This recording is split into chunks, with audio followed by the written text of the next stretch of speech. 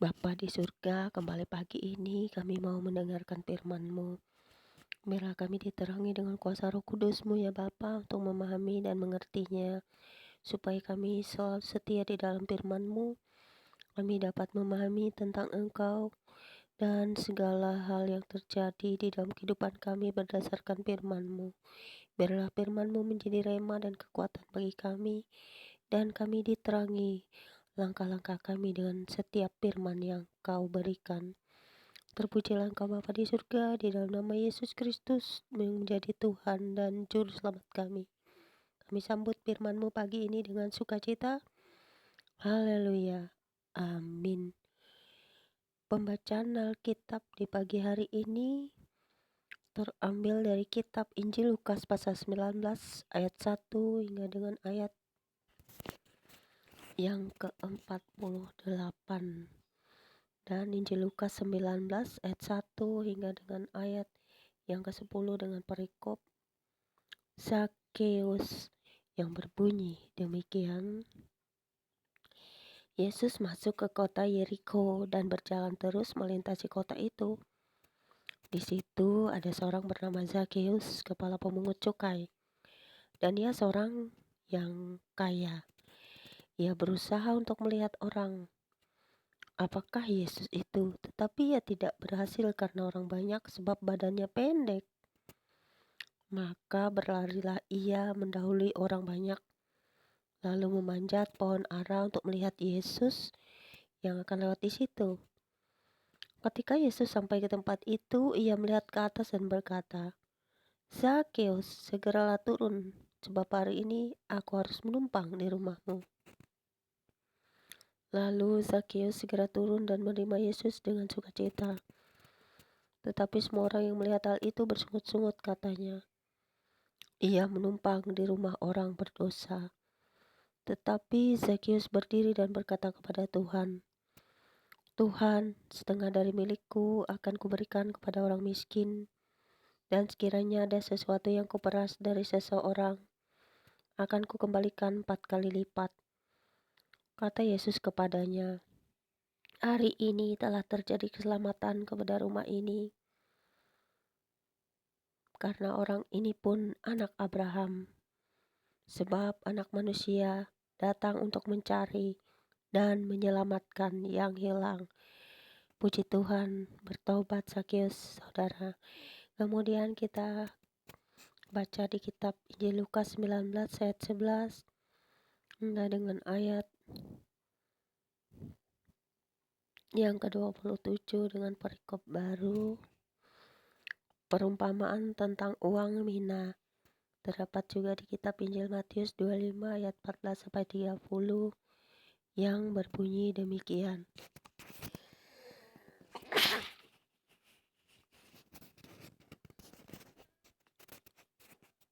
Untuk mereka yang mendengarkan dia di situ,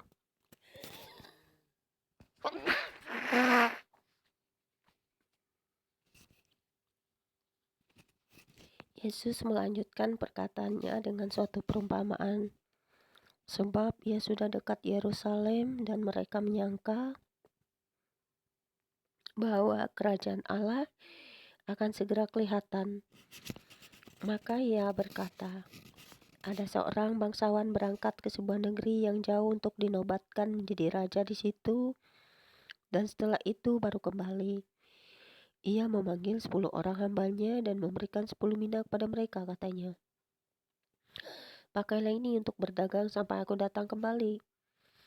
Akan tetapi orang-orang sebangsanya membenci dia, lalu kirimkan utusan menyusul dia untuk mengatakan, "Kami tidak mau orang ini menjadi raja atas kami." Dan terjadilah ketika ia kembali, setelah ia dinobatkan jadi raja, ia menyuruh memanggil hamba-hambanya yang telah diberinya uang itu untuk mengetahui berapa hasil dagang mereka masing-masing. Orang yang pertama datang dan berkata, "Tuan, mina Tuan yang satu itu telah menghasilkan 10 mina." Katanya kepada orang itu, "Baik sekali perbuatanmu itu, hai hamba yang baik. Kau telah setia dalam perkara kecil, karena itu terimalah kekuasaan atas 10 kota." Datanglah yang kedua dan berkata, "Tuan, mina Tuan telah menghasilkan 5 mina," katanya kepada orang itu, "dan engkau kuasailah 5 kota." Dan hamba yang tiga datang dan berkata, "Tuan, inilah mina Tuan, aku telah menyimpannya dalam sapu tangan. Sebab aku takut akan Tuan, karena Tuan adalah manusia yang keras. Tuan mengambil apa yang tidak pernah Tuan taruh, dan Tuan menuai apa yang tidak Tuan tabur." Katanya kepada orang itu, "Hai hamba yang jahat, aku akan menghakimi engkau menurut perkataanmu sendiri. Kau sudah tahu bahwa aku adalah orang yang keras, yang mengambil apa yang tidak pernah aku taruh dan menuai apa yang tidak aku tabur.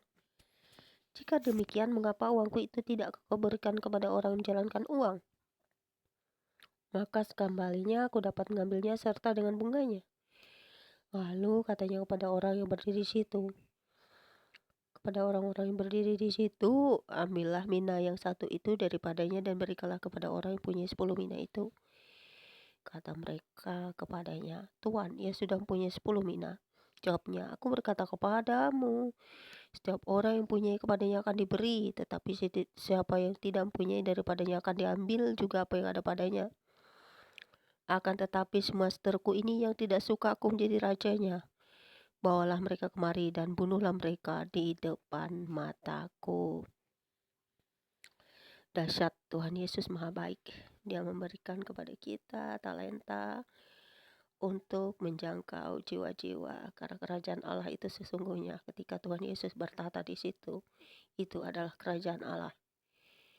Dan bagi setiap orang yang menghasilkan, itu yang melakukan firman Allah akan diberkati dengan limpah, baik dalam jasmani yang terutama, yaitu rohaninya yang utama. Karena kehidupan rohani itu penting. Lalu kehidupan jasmani, karena Tuhan akan berkati kita semuanya, dan kita akan selalu dikuatkan dengan firman. Kemudian di Lukas 19 ayat 28 sampai dengan ayat yang ke-44 dan perikop baru, Yesus dieluk-elukan di Yerusalem. Terdapat juga di kitab Injil Matius 21 ayat 1 sampai 9, Injil Markus 11 ayat 1 sampai 10, dan Yohanes 12 ayat 12 sampai 15 yang berbunyi demikian. Dan setelah mengatakan semuanya itu, Yesus mendahului mereka dan meneruskan perjalanannya ke Yerusalem.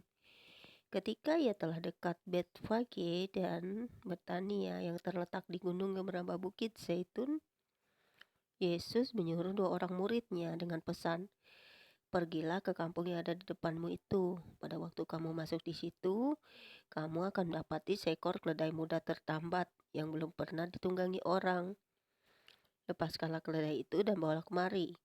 Dan jika ada yang bertanya kepadamu, mengapa kamu melepaskannya? Jawablah begini, Tuhan memerlukannya." Lalu pergilah mereka yang disuruh itu, dan mereka mendapati segala sesuatu seperti yang telah dikatakan Yesus. Ketika mereka melepaskan keledai itu, berkatalah orang yang punya keledai itu, "Mengapa kamu melepaskan keledai itu?" Kata mereka, "Tuhan memerlukannya." Mereka membawa keledai itu kepada Yesus, lalu mengalasinya dengan pakaian mereka dan menolong Yesus naik ke atasnya. Dan sementara Yesus mengendarai keledai itu, mereka menghamparkan pakaiannya di jalan. Ketika ia dekat Yerusalem di tempat jalan menurun dari Bukit Zaitun, mulailah semua murid yang mengiringi dia bergembira dan memuji Allah dengan suara nyaring oleh karena segala mujizat yang telah mereka lihat, dan kata mereka, "Diberkatilah dia yang datang sebagai Raja dalam nama Tuhan. Damai sejahtera di sorga dan kemuliaan di tempat yang maha tinggi." Beberapa orang Farisi yang turut dengan orang banyak itu berkata kepada Yesus, Guru, tegurlah murid-muridmu itu." Jawabnya, "Aku berkata kepadamu, jika mereka ini diam, maka batu ini akan berteriak." Dan ketika Yesus telah dekat dan melihat kota itu, ia menangisinya, katanya, "Wahai betapa baiknya jika pada hari ini juga engkau mengerti apa yang perlu untuk damai sejahteramu. Tetapi sekarang hal itu tersembunyi bagi matamu. Sebab akan datang harinya bahwa musuhmu akan mengelilingi engkau dengan kubu, lalu mengepung engkau dan menghimpit engkau dari segala jurusan. Dan mereka akan membinasakan engkau beserta dengan pendudukmu dan pada tembokmu mereka tidak akan membiarkan satu batu pun tinggal terletak di atas batu yang lain, karena engkau tidak mengetahui saat bila mana Allah melawat engkau. Orang-orang Farisi selalu begitu ya, tidak mempercayai dan iri pada murid-murid Yesus atau Tuhan sendiri. Mereka selalu ngecek, biarlah yang penting Tuhan selalu melawat mereka sekalipun mereka keras hati. Kemudian Lukas 19 ayat 45 sampai 48 dengan perikop baru. Yesus menyucikan bait Allah terdapat juga di kitab Injil Matius 21 ayat 12 sampai 13, Injil Markus 11 ayat 15 sampai 18, dan Yohanes 2 ayat 13 sampai 16 yang berbunyi demikian. Lalu Yesus masuk ke bait Allah dan mulailah ia mengusir semua pedagang di situ. Katanya kepada mereka, ada tertulis, rumahku adalah rumah doa, tetapi kamu menjadikannya sarang penyamun. Tiap-tiap hari ia mengajar di dalam bait Allah. Imam-imam kepala dan ahli-ahli Taurat serta orang-orang terkemuka dari bangsa Israel berusaha untuk membinasakan dia. Tetapi mereka tidak tahu bagaimana harus melakukannya, sebab seluruh rakyat terpikat kepadanya dan ingin mendengarkan dia. Dari zaman dulu ya, semua sampai sekarang saya lihat itu di Israel itu semua orang Yahudi itu menolak Yesus. Tapi ada juga ya, puji Tuhan, yang sudah percaya dan mereka menjadi orang-orang yang percaya kepada Yesus dan menjadi Kristen. Karena orang-orang Yahudi ini sebenarnya umat pilihan tetapi tidak mau membuka hati untuk Yesus. Mereka kerasnya seperti batu, padahal Tuhan mengasihi mereka. Dan inilah yang membuat Tuhan itu memberikan janji dan keselamatan bagi bangsa-bangsa lain. Karena saking kerasnya hati orang-orang Yahudi, sehingga berkat itu bukan hanya diberikan kepada Yahudi atau Israel atau Yerusalem, tetapi akan dicurahkan bagi seluruh dunia ini, bagi semua orang yang percaya kepada Yesus Kristus yang turun dari sorga, dari Allah Bapa, sehingga semua orang yang percaya akan diberi jalan dan keselamatan dan hidup dan tidak akan binasa. Pertentangan selalu terjadi pada umat ini karena mereka merasa seperti orang-orang yang ahli dalam agama, tetapi sesungguhnya mereka buta. Tuhan Yesus sendiri ditolak di sana, berusaha untuk membunuhnya, berusaha untuk saya lihat itu penginjilan di Israel sekarang. Mereka melempari orang-orang penginjil dengan batu. Mereka melakukan kekerasan kepada orang yang mengabarkan Injil kepada mereka, padahal mereka adalah anak-anak pilihan. Tapi kita dapat mengerti bahwa orang-orang Farisi, imam-imam kepala dan ahli Taurat itu kok ya begitu ya. Padahal kalau hati mereka dibukakan untuk mengerti dan memahami ini, mereka sangat menjadi luar biasa. Tetapi ya gitu deh, mereka gak mau menerima. Sehingga Tuhan benar-benar memberikan berkatnya bagi orang-orang. Karena banyak perumpamaan yang saya baca di sini. Ketika Tuhan mengundang orang-orang yang datang ke dalam kerajaannya, tetapi orang-orang tersebut banyak alasan.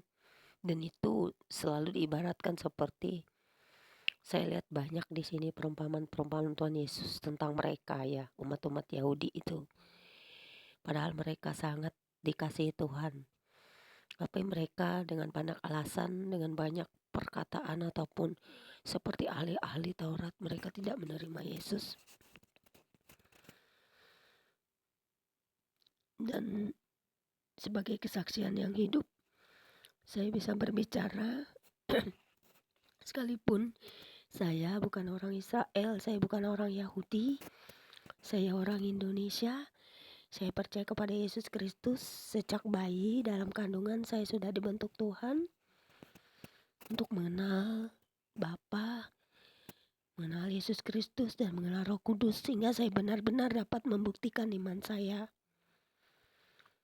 Dan tidak ada yang mustahil bagi Tuhan untuk menyatakan diri kepada kita, karena kita sungguh-sungguh percaya dan mencarinya. Tuhan mengasihi kita walaupun kita bukan keturunan orang Israel atau Yahudi. Di seluruh dunia ini kita bisa melihat orang-orang percaya itu, sekalipun teraniaya, kita tetap setia. Puji Tuhan, firman Tuhan hari ini memberkati kita semuanya. Semoga kita yang sudah percaya, kita tetap setia sampai akhir hidup kita. Puji Tuhan, haleluya. Biarlah kita selalu setia dan menjadi pelaku-pelaku firman, karena kita adalah bait sucinya Tuhan. Gereja adalah rumah doa. Gereja yang suci dan abadi itu doanya di dalam hati dan jiwa kita ketika kita menjadikan Yesus Kristus sebagai Tuhan dan Juru Selamat kita. Amin. Tuhan berkati firman-Nya pagi ini.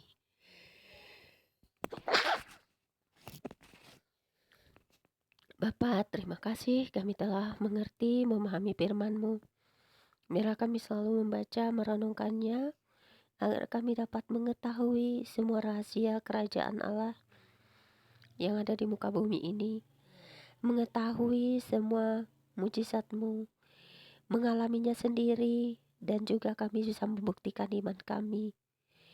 Terima kasih Tuhan Yesus, Engkau maha baik, Engkau yang turun dari sorga, Engkau yang memberikan janji kepada semua orang dan memberikan upah kepada semua orang yang percaya. Sekalipun teraniaya, sekalipun dihujat, dicaci, dibenci, bahkan oleh umat pilihan-Mu, tetapi kami tetap setia. Kami yakin dan percaya kami memiliki upah yang besar di kerajaan Allah ataupun di sorga. Di sorga kami punya puji-pujian penyembahan yang kudus dan suci. Di sorga kami punya Allah yang mengasihi dan terang kemuliaan-Mu. Tak dapat kami bandingkan dengan apapun yang ada di dunia ini. Terima kasih Bapa atas firman-Mu hari ini. Biarlah kami disuci kuduskan selalu dengan firman-Mu, untuk kami dapat berjalan di dalam terang-Mu selalu. Terima kasih Tuhan Yesus. Terima kasih Bapa di surga. Terima kasih Roh Kudus. Demikianlah pembacaan Alkitab kita pagi hari ini. Tuhan berkati kita yang mendengarkannya dan melakukannya, serta kita setia di dalam Tuhan Yesus Kristus sampai akhir hidup kita. Karena kita pasti diberi upah, yaitu mahkota kehidupan di dalam kerajaan Allah. Terima kasih Bapa. Amin.